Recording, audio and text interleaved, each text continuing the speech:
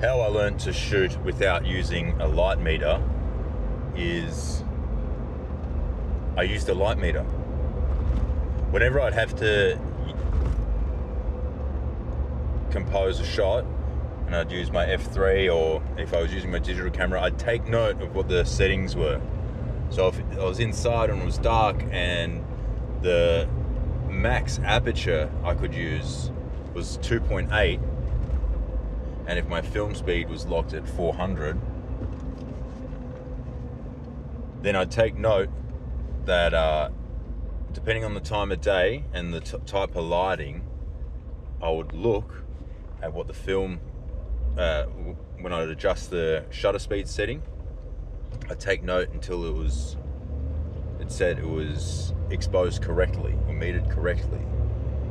And from doing that over and over and over, I started to gain confidence in just not having to use the meter itself. And the same goes for outside. So what I recommend is, rather than shooting across just a bunch of different apertures, if you're shooting that way, is have an aperture setting inside. So mine was 2.8, and then outside I generally shot at 5.6, and I use the same method as well. Depending on the lighting situations, I'd try my best to keep it at 5.6, and then from there I'd only have to adjust the shutter speed. So I'm eliminating two variables out of metering. My aperture is fixed and my film speed, or my ISO, is fixed. So therefore I only have to worry about the shutter speed.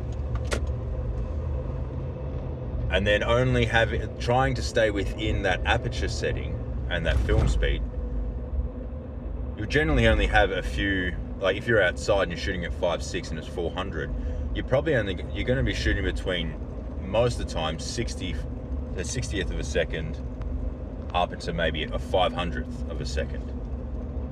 And then you just sort of split the diff across that, and through practicing over and over within those constraints, you start to see the light and meter in your head before you even compose.